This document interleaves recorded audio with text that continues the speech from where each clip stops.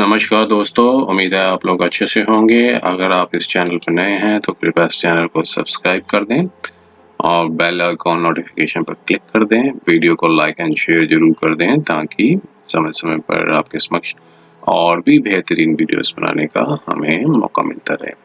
दोस्तों, माननीय supreme court ने 20 फरवरी 2023 यानी आज के दिन 3 जजमेंट्स हैं वो प्रोनाउंस की हैं। आइए हम जजमेंट्स पे थोड़ा-सा रोशनी डालते हैं, किस तरीके की जजमेंट्स थी।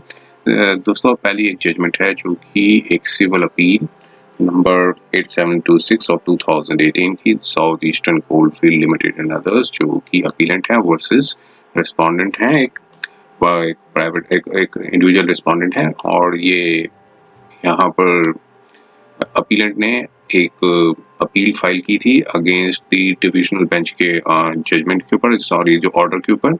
और यहाँ पे इंटरिम रिलीफ जो है वो नहीं दिया गया था अपीलेंट को, और यहाँ पर माननीय सुप्रीम कोर्ट में उस ऑर्डर के अगेंस्ट में यहाँ पर सिविल अपील जो है वो फाइल की गई थी।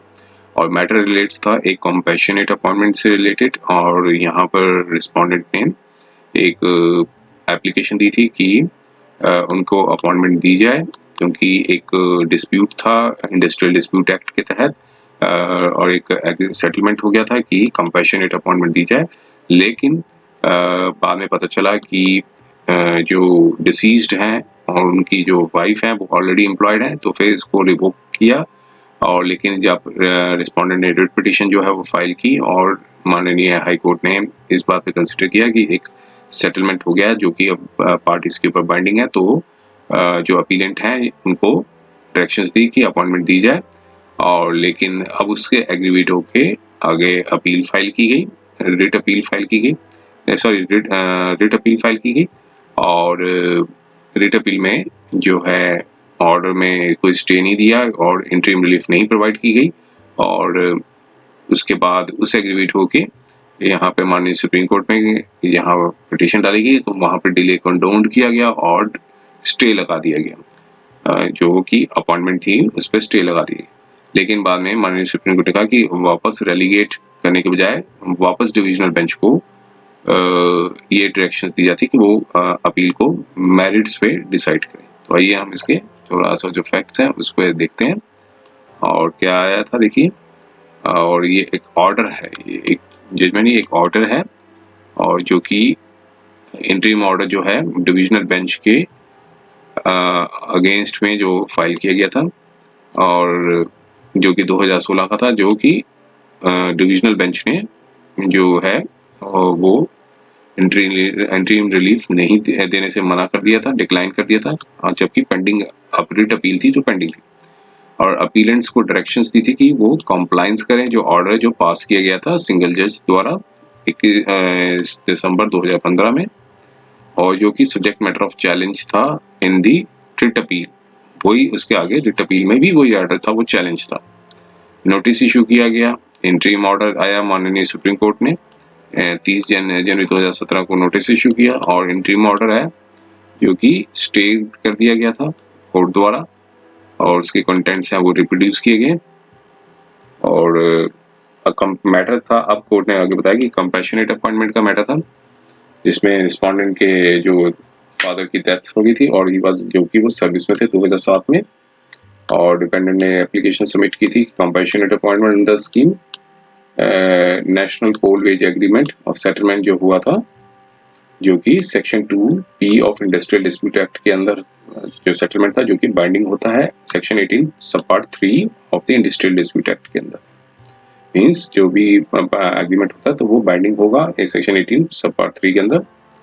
और जब एप्लीकेशन थी वो रिस्पोंडेंट की रिजेक्ट कर दी गई, तो फिर अपीलेंट ने एम्प्लॉयर ने इस ग्राउंड पे की कि मदर जो है वो एम्प्लॉयमेंट में है और अपनी फैमिली को मेंटेन कर सकती हैं।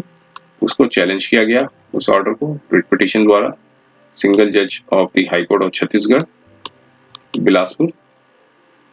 सिंगल जज ने एग्जामिन किया सेटलमेंट एग्रीमेंट को, और उसने पाया कि बाइंडिंग एग्रीमेंट था, मटेरियल ऑन रिकॉर्ड में आया था।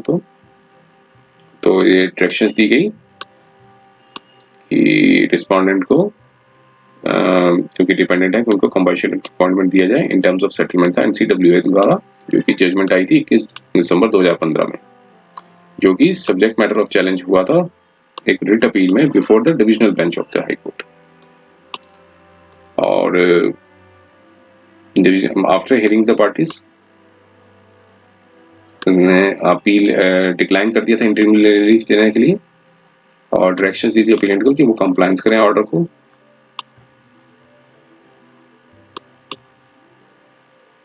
और फिर स्टे जो था कि इंस्टेंट अपील में था सिंस 30 जनवरी 2017 से। अब कोर्ट ने बताया कि हमारा व्यू है कि अपील को मेरिट्स पर डिसाइड किया जाए rather देन पार्टीज को डेलीगेट किया जाए कि वो रिट अपील को एग्जामिन किया जाए merits by the high court. But after हमने लुक इनटू दी रिकॉर्ड्स, तो हमने व्यू दिया कि इट मे बी एडवाइसेबल कि इंटरेस्ट ऑफ जस्टिस में रिट अपील जो है पेंडिंग है बिफोर द हाई कोर्ट, उसको पहले मेरिट्स पे सुना जाए। आप कोर्ट ने कहा हमने कोई एक्सप्रेस नहीं किया ओपिनियन को, और इंटरिम ऑर्डर जो पास किया गया था वो कंटिन्यू रहेगा, क्योंकि अब क्या हुआ था कि डिविजनल बेंच ने अपील तो एडमिट कर ली थी लेकिन इंटरिम रिलीफ है वो नहीं दिया गया था। लेकिन अब उसे एग्रीवेट होके माननीय सुप्रीम कोर्ट में है, लेकिन अब माननीय सुप्रीम कोर्ट ने जो स्टे जो लगाया गया कंपैशनेट अपॉइंटमेंट वो बरकरार रखा, लेकिन आप साथ में कहा कि जो डिविजनल बेंच है वो रिट अपील को सुने, मेरिट्स पे डिसाइड करें। तो ये थी जजमेंट। और दूसरी जजमेंट पे चलते हैं हम। और ये एक दूसरी जजमेंट है जो कि एक क्रिमिनल मैटर से रिलेटेड है, क्रिमिनल अपील ऑफ 2023, जो कि एक नॉन रिपोर्टेबल जजमेंट है जो कि अराइजेस हुई थी special leave petition criminal 622 of 2019।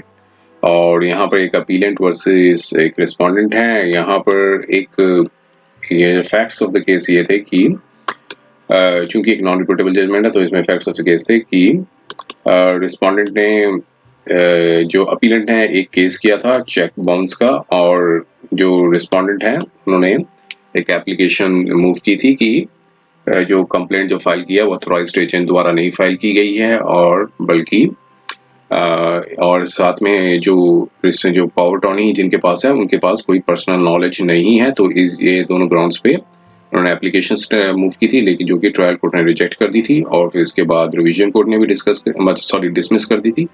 अब उससे एग्रीवेट होकर हाई कोर्ट में गए। हाई कोर्ट ने जो है वो अलाउ कर दी थी जो रिट को। अब फिर उससे एग्रीवेट होकर वापस अपीलेंट जो हैं उन्होंने आगे सुप्रीम कोर्ट में जो है स्पेशली पिटीशन फाइल की थी।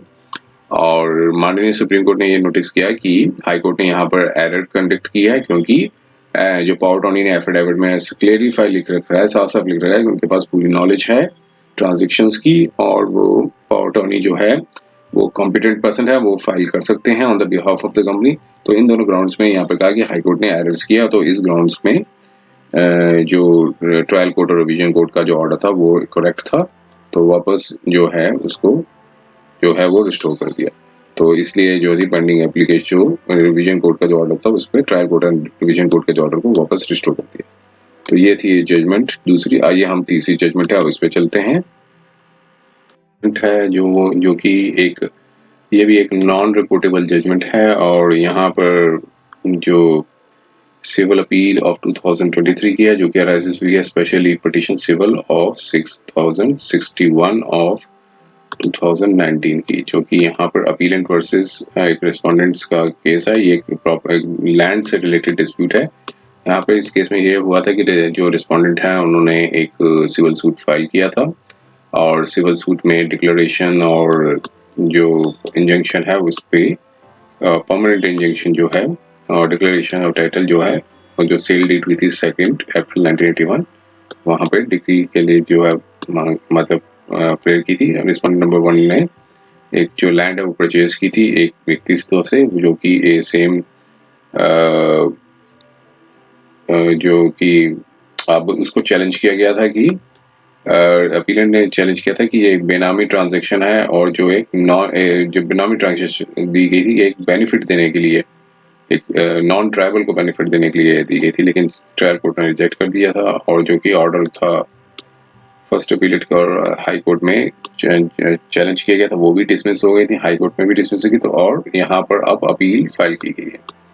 और अपील में 2 क्वेश्चन उठाए गए थे कि जो वैलिडिटी ऑफ सेल्स जो है वो ऑलरेडी डिसाइडेड हो चुकी है इन रेवेन्यूज अथॉरिटीज में, और एक रेस्ट जुडिकाटा का यहाँ ऑपरेशन लगता है, और सेकंड जो है एक बार है jurisdiction of the civil courts, क्योंकि अंडर सेक्शन 57 ऑफ छत्तीसगढ़ रेवेन्यू एक्ट के अंदर मुताबिक सिविल कोर्ट्स इसमें इंटरफेयर नहीं कर सकती। लेकिन माननीय सुप्रीम कोर्ट ने दोनों जो ग्राउंड्स हैं उसको रिजेक्ट कर दिया, और यहाँ पर कोई मेरिट नहीं पाया अपील पे, और इसलिए इसको भी जो पिटीशन थी उसको खारिज कर दिया।